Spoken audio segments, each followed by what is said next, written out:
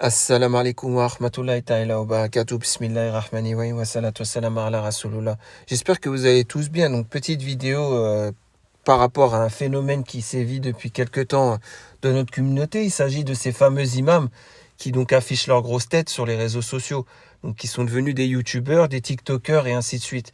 Déjà, donc j'espère pour eux qu'ils ne monétisent pas leurs vidéos.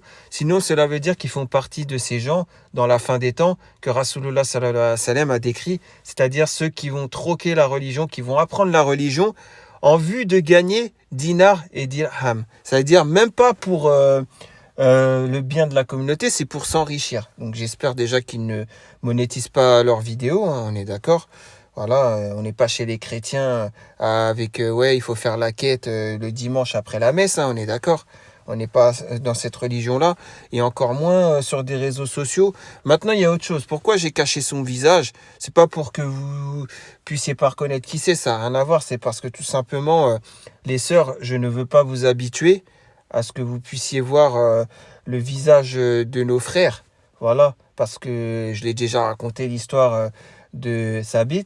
Hein, quand il a rencontré ce paysan qui lui avait volé un fruit et qui lui a demandé pardon et que le paysan lui a dit ok mais tu te maries avec ma fille, mais elle est sourde, aveugle et muette, et le jour du mariage il a vu qu'elle était pas sourde, aveugle et muette, mais en fait si, dans le sens où elle avait jamais parlé avec un homme étranger de sa famille, elle n'avait jamais vu un homme étranger de sa famille, et elle n'avait jamais écouté un homme étranger de sa famille, et ces deux-là ont donné naissance à Abu Hanifa. Donc c'était l'histoire des parents de Abu Hanifa, ça vous la connaissez sûrement cette histoire, mais c'est pour vous dire que cette femme n'avait jamais vu un homme étranger de sa famille, même si c'est un homme pieux et qui a la science, hein. Mais jamais, jamais, jamais. Voilà, donc ça c'est la vraie période du haq d'Allah, on est d'accord. Donc maintenant qu'on voit ces savants là, tous ces imams et chirs, etc., qui montent leur grosse tête, est-ce que vous pensez vraiment que c'est permis en islam d'habituer nos sœurs, à leurs yeux, à voir différents hommes? Voilà quoi, tout simplement. N'est-ce pas, ça ne pourrait pas devenir de la fornication par les yeux? C'est une question qu'on peut se poser, on est d'accord. Et qui plus est, en plus des photos, tout ça, parce qu'il y en a même, ils se prennent en photo. Mais vous connaissez mieux que moi le hadith de Rasulullah sallallahu alayhi wa sallam qui dit que les faiseurs d'images, s'ils en font, malheur à eux, parce que quand à l'Yom Kiyama, ils devront reproduire les images d'êtres vivants, bien sûr, c'est ça, d'êtres vivants, et qu'ils ne pourront pas. On est d'accord, vous connaissez mieux que moi ce hadith. Enfin, moi, je l'ai pas, je sais pas s'il existe sur Internet, parce que moi, j'apprends ma religion sur les livres, et c'est sur les livres qu'il y avait ce hadith en question. Bref, tout ça pour dire quoi? Tout ça pour dire que c'est un hadith sahih qui existe. Voilà, donc c'est pour ça que je comprends pas, en fait. Je comprends pas cette schizophrénie dans notre communauté. Voilà, tout simplement. Maintenant, je voulais en venir à autre chose aussi, par rapport au contenu de leur khutbah, hein, de ces fameux imams et chirs. Fumez-tu, c'est marqué sur les paquets de cigarettes. Alors pourquoi en faire une khutbah? Vous savez, mes frères et sœurs, la cigarette, ça tue. Voilà le discours à la khutbah pour certains imams. Je dis pas tous, hein, mais pour certains imams, c'est ça la khutbah. Mais c'est écrit sur les paquets de cigarettes. Qu'est-ce que vous nous saoulez à rabâcher ce qui est écrit sur les paquets de cigarettes? C'est bon? C'est pas ça qu'on veut, nous. Nous, on veut le haq d'Allah. Enfin, en tout cas, moi, je veux le haq d'Allah, tout simplement. Donc, comment je peux l'obtenir? Avec des imams avec un discours assez light. Mais je voulais dénoncer autre chose aussi par rapport à ces imams et ces chirs. C'est bien beau quand vous allez chez deux personnes qui vont se marier, ils vous ont appelé, l'homme il vous a appelé sur votre téléphone et il vous a dit oh imam, je vais me marier avec une femme, est-ce que tu peux venir? T'inquiète, on a l'acte de mariage de la mairie, on a une date et tout, il n'y a pas de souci. Bon, bah vous allez y aller, vous allez faire pour eux le tolba. Tolba, vous savez très bien c'est quoi?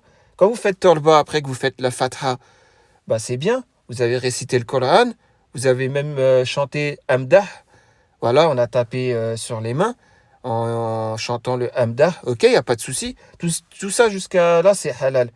Mais après, vous rentrez, après avoir pris votre billet de 50 euros.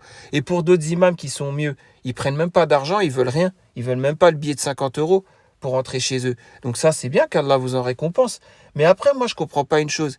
Normalement, ok, quand vous voulez marier deux personnes, vous allez demander si les deux personnes, ils ont un acte de mariage à la mairie, parce qu'ils doivent passer à la mairie avant que vous les mariez religieusement, parce qu'il y a eu tellement de fraudes, des gens que vous avez mariés religieusement, et puis après, ils se sont séparés au bout de quelques jours. Genre, c'est une fraude, quoi. Bien sûr, c'est une entourloupe. C'est vrai, mais il n'y a pas que ça. C'est pas la chose la plus importante à vérifier. Déjà, vous devez demander à ces deux personnes, est-ce qu'ils vont faire une fête de mariage avec la musique, avec le cortège, avec les voitures de luxe, avec le fait de bloquer les routes, comme des chiens, là. Bloquer les routes, là, ouais, bloquer les routes. Carrément, ils bloquent même des autoroutes, des fois, pour les mariages. Hein, avec leurs voitures de location de luxe, avec leur costard cravate, là, que ils vont rentrer dans la mosquée avec. Il n'y a même pas Jabador, il n'y a rien. Vous leur demandez pas ça, par contre. Normalement, si ils vous dire la vérité, ils vont vous dire oui, on va faire un mariage avec on a un DJ, carrément DJ Hamida en personne, le mec Nissi qui va venir faire notre mariage. Mais dans ces cas-là, vous leur dites, bah, je ne peux participer à cela, je ne vous marie pas, tout simplement. Et c'est de là que les mariages avec fête, je parle des imams de France et du bled aussi. Hein. Les imams du bled ne sont pas en reste. Hein. Ils acceptent aussi de faire la fatha à ces gens-là qui après vont faire une fête. Vous savez comment ça se passe au bled? À 16h, ils sont là, 3 imams. Ils sont là à réciter. Ils vont tout réciter. Hein. Ils vont réciter la Fatiha, l'Alhamdulillahi Rabbil Alamin. Ils vont réciter toutes les sourates qu'il faut, hein, protectrices, tout ça, et ainsi de suite. Ils vont tout réciter. Ils vont même le réciter plusieurs fois. Ils vont même faire Amdah, bien sûr. Aslat alik An-Nabi Mohammed. Sallallahu alayhi ya Nabi Mohammed, etc. Bien sûr, ils vont tout réciter. Hein. Ils vont tout réciter. Hein. Tout, Amdah, Anachid, etc.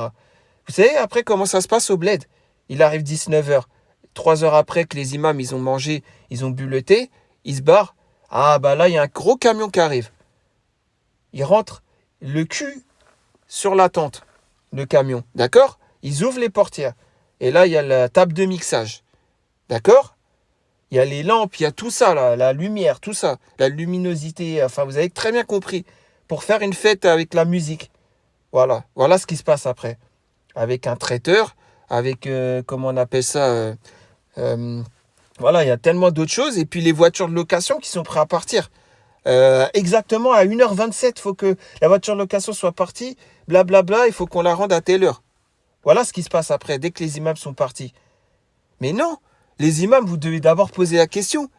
Est-ce que vous allez faire une fête avec la musique qui est haram en islam? Est-ce que vous allez faire une fête avec les voitures de luxe là, en location? Vous allez bloquer les routes des gens et vous allez nous donner une sale image de nous, les musulmans, etc. etc. Voilà ce qu'il faut demander. Voilà, parce que les délires de changer 7 fois de robe le jour de la fête de mariage, etc. On est d'accord que c'est aucune sunna. Donc, il ne faut pas confondre. Hein. Voilà. Donc, c'est ça que vous devez demander, les imams et chers. Sans prétention, sans vous croire meilleur que vous. Hein. Je ne suis pas meilleur que vous, loin de là. Vous avez de la science. Moi, j'ai rien. Mais c'est quand même bizarre que ça soit de moi un ignorant qui soit obligé de dire qu'est-ce qu'on doit faire pour que le mal ne continue pas d'exister. C'est bizarre, hein, quand même. Bon, bref, en tout cas, il faudrait plutôt poser la question. Oui, je veux bien vous marier. Oui, d'accord, pas de souci. Je viendrai pour vous marier chez vous. Voilà, je ferai la fatha, tout ça, il n'y a pas de problème, vous leur dites. Mais après, vous leur posez bien la question. Mais vous allez faire une fête avec la musique. Vous allez faire les cortèges, les voitures de luxe. Et si vous répondez oui, bah vous leur dites, je ne fais pas votre mariage. Parce que tout ce qui se passe après, tout ce qui en découle de la fête, là, hein, tout ça, là, bah ça revient sur vous, le péché. C'est logique, non? Ça revient sur vous. Donc voilà, c'est pour ça, je comprends pas en fait. Cette communauté de schizophrènes, je la comprends pas en fait. Voilà où je voulais en venir. Donc pourquoi à la khotba aussi vous parlez pas de ce genre de phénomène? Pourquoi vous leur dites pas vous êtes des animaux?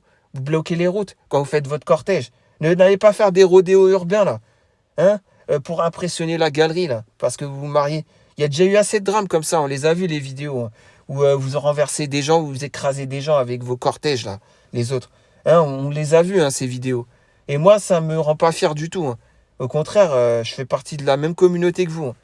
Et au contraire, je me sens sali. Hein. Je me sens sali. C'est comme si on m'a sali, quoi. Donc, c'est pour ça, voilà, c'est tout ce que j'avais à dire. C'était un petit coup de gueule par rapport à tout ça.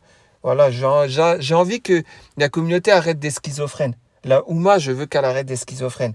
C'est tout ce que je demande. Je demande pas grand-chose. Mais on dirait que c'est la mer à boire, ce que je demande. Subhanallah.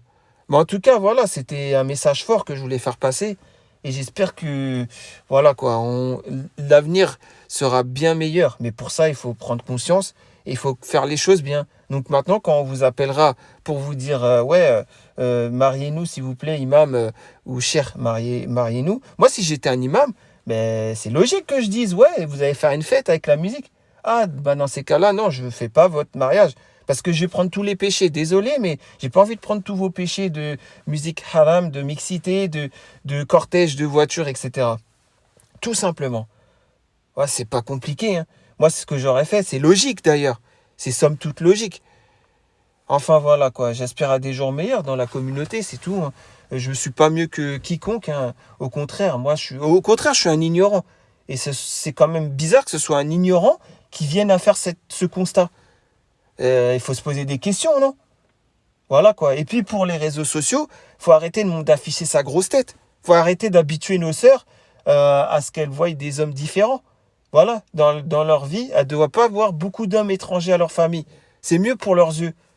Et de même que les sœurs Gilbabé, là, qui sont sur les réseaux, TikTok, tout ça, là.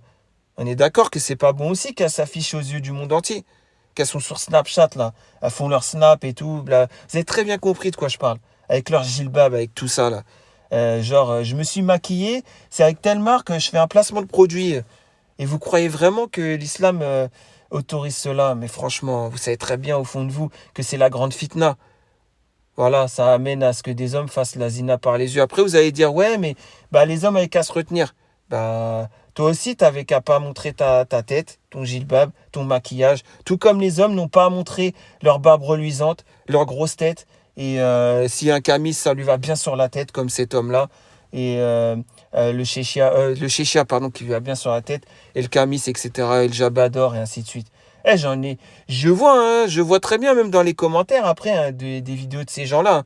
Les commentaires, c'est quoi? C'est même pas le contenu du message de cette personne. C'est juste, ah, t'as vu, il a changé de camis. Oui, il l'a acheté sur tel site. Ah, t'as vu, derrière, il a changé de rideau aussi. Ah, mais c'est pas son appartement, il est à la mosquée. Ah, vous avez très bien compris de quoi je parle. Voilà les commentaires en dessous de la vidéo. Il n'y a même pas à parler du contenu. C'est rare quelqu'un qui va parler du contenu.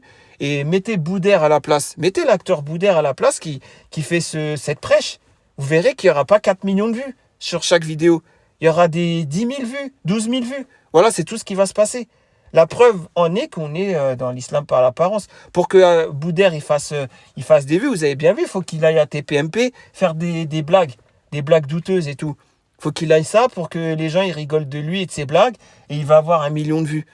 Voilà, il faut qu'il soit une bête de foire pour qu'il soit reconnu et que les gens voient ses vidéos. C'est un truc de fou, hein. On dit la vérité, hein. Donc l'islam de l'apparence, du paraître, tout ça, qu'Allah maudisse tous ces gens-là, hein. Voilà, qu'Allah nous guide. Surtout, c'est la al-hidayah, c'est la guidée d'Allah qu'on demande pour chaque personne. Voilà, c'est tout ce que j'avais à dire. Qu'Allah me guide en premier parce que je suis un ignorant, je suis un égaré. Mais malgré ça, j'ai cette conscience. Et je veux le bien pour notre communauté, pour ma communauté avant tout. Alhamdulillah wa shukru lillah. Bref, en tout cas, je vous dis à très prochainement pour une nouvelle vidéo. Allez, salam alaikum.